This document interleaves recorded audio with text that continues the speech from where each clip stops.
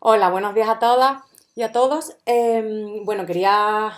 haceros una breve presentación de cuál es mi investigación actual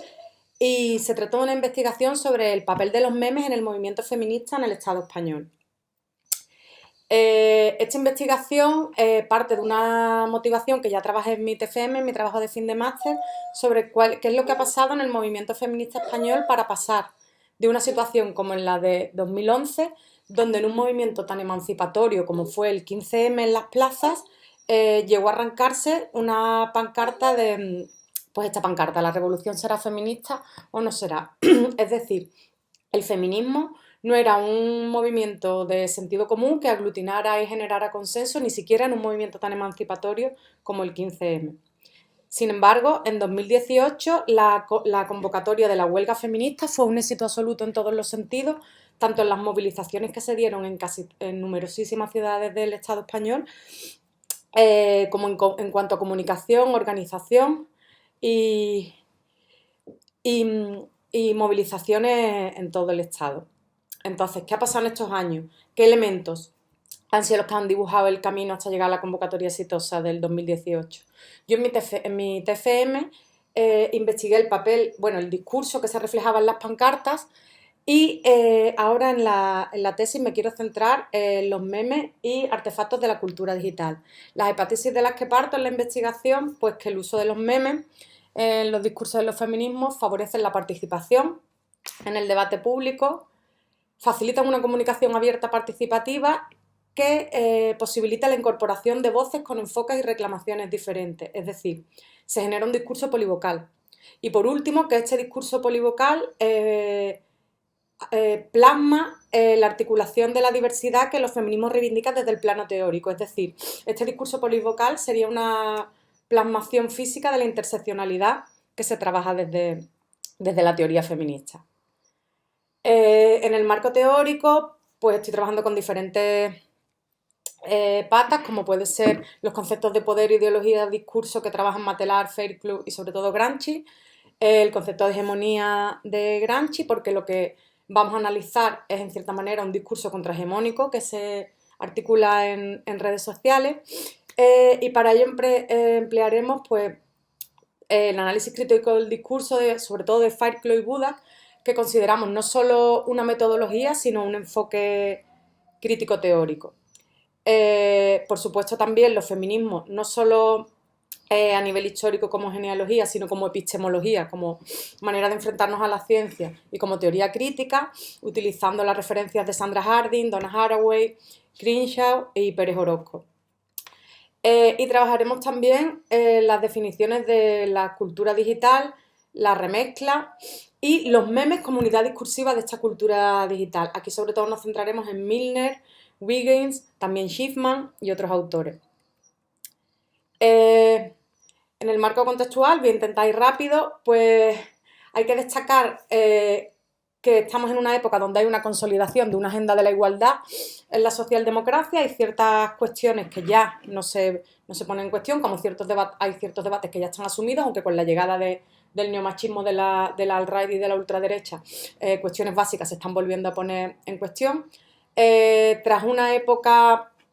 en la que los feminismos institucionales coparon el campo, está habiendo una rearticulación de los feminismos autónomos en el Estado español, sobre todo debido a tres momentos clave: la movilización del Tren de la Libertad en 2014, la manifestación del 7 de noviembre contra las violencias machistas y sobre todo las movilizaciones que se dieron en el caso de la violación múltiple de La Manada. La organización de la huelga, por tanto, aglutinó muchos de los aprendizajes que se hicieron en estas movilizaciones y supuso un ejemplo de descentralización, horizontalidad y autonomía. La metodología que vamos a seguir, en primer lugar, para la selección de la muestra, vamos a realizar una etnografía digital, pues básicamente de las cuentas de Instagram, Twitter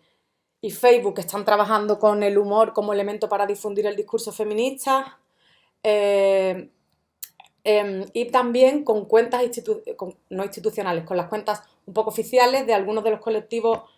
más importantes de la organización de la huelga del 8M, como la coordinadora 8M, y otras cuentas relevantes dentro del movimiento feminista dentro del Estado. A la hora de elaborar las categorías en las que vamos a clasificar los diferentes memes, vamos a abandonar un poco las categorías que se están utilizando en muchos de los estudios de memes en otros países, que se centran sobre todo en la viralidad y en características que hacen que esos memes se repliquen, porque lo que nos interesa sobre todo es la temática, las voces que se incluyen. Estas categorías que aparecen en la imagen yo las realicé para mi TFM y las realicé basándome en la teoría fundamentada. Pueden servir de base para esta investigación, pero volveremos a aplicar la teoría fundamentada para generar las categorías. También para limitar la muestra por saturación nos basaremos en la teoría fundamentada. Posteriormente vamos a realizar un análisis crítico del discurso y entrevistas semiestructuradas tanto con las responsables de las cuentas analizadas como con activistas de diferentes perfiles. Bueno, no me voy a detener mucho en las propuestas de FARCLU para realizar un análisis crítico del discurso. Sí que vamos a tener en cuenta, al tratarse de memes donde la imagen tiene tanta o más importancia que el texto, vamos a aplicar elementos del análisis multimodal de Craig y Van Leeuwen. Pero en la propuesta de FARCLU hay tres elementos que casi todos los Milner, Willigin, Schiffman y otros autores que están estudiando los memes destacan y que van a ser patas fundamentales de nuestro análisis y que en la propuesta de FARCLU tienen pues, mucha cabida porque ya FARCLU los nombra. Uno es la intertextualidad. Si FARCLU consideraba esto un elemento fundamental a la hora de realizar el análisis, en los memes no es que sea un elemento fundamental, es que es un requisito sine qua non. Los memes no existen sin la remezcla. Son un caso prototípico de intertextualidad genérica, ya que recurren a formatos preestablecidos o ya existentes para fabricarse. Además, van a tener muchísima importancia los referentes de la cultura de masas. Por la propia configuración de los memes, que cogen elementos ya existentes, pero bueno, podrían coger elementos de otras fuentes y sin embargo la cultura de masas, las culturas populares aparecen muy representadas una y otra vez en los memes. Nos interesa especialmente estudiar qué referentes se están utilizando y aquí combinar un poco las fuentes de tanto de los estudios culturales como de la economía política de la comunicación, porque sabemos pues, que numerosos de los referentes que se utilizan son personajes o series o productos de una industria cultural neoliberal, que transmite al fin y al cabo valores neoliberales, por mucho que contenga elementos heregéticos, pero nos interesa sobre todo estudiar qué apropiaciones se están haciendo desde el movimiento feminista. Y el uso de la cultura, de elementos de la cultura de masas como una suerte de código fuente compartido que puede ayudar a ampliar el mensaje. Otro elemento fundamental es la construcción de identidad, como a través de los memes se generan contenidos cuyo significado o contenidos son compartidos dentro de un grupo, y aquí tiene relevancia lo que hablábamos antes de los elementos de la cultura de masa, y también algo fundamental que vincula con la teoría de Gramsci de la hegemonía y la generación de discursos contrahegemónicos, las oportunidades para las identidades subalternas. De hecho, nos encontramos en el campo de batalla de la lucha por la hegemonía. Y otra cuestión como es el vínculo entre la identidad y los afectos, que quizás nos sirva para vincular el activismo offline y el online. Y la última pata esencial del análisis es el comentario político, ya que, siguiendo autores como Wiggins, entendemos los memes como una práctica ideológica.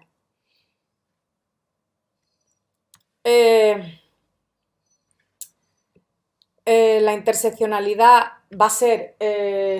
un elemento fundamental de nuestro análisis, ya que lo que vamos a intentar estudiar es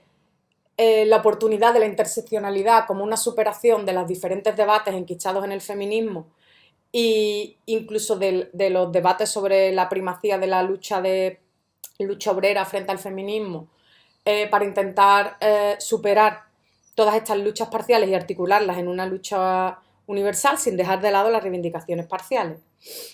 Esta es una investigación todavía en proceso y hay algunas cuestiones que van planteándose a lo largo del camino. Si una cultura emancipadora puede no ser colectiva, destacando el papel del anonimato, de las inteligencias múltiples, y de qué manera articulamos la diversidad y un bloque cultural amplio si no es a través de la apertura y la cesión del control. Aquí es importante un concepto con el que trabajamos, que es el dispositivo inacabado, que planteaba Margarita Padilla. Otra cuestión fundamental es qué referentes, valores, qué normas, al fin y al cabo, qué imaginarios se están construyendo desde el movimiento feminista a través de la cultura digital. Y aquí me interesa bastante intentar diferenciar a través de las diferentes cuentas que analizamos y el público o perfil principal con el que se trabaja, si existen diferencias por edades, por localización o algún otro factor. Y por último, qué nuevas formas de organizarse se están dando fuera de la militancia clásica y qué papel están jugando las tecnologías de la comunicación en estas nuevas formas, si las hay. Pues esto es un poco un repaso muy rápido del trabajo en el que me encuentro sumergida ahora y bueno, muchas gracias por escucharme. Espero que os haya resultado interesante.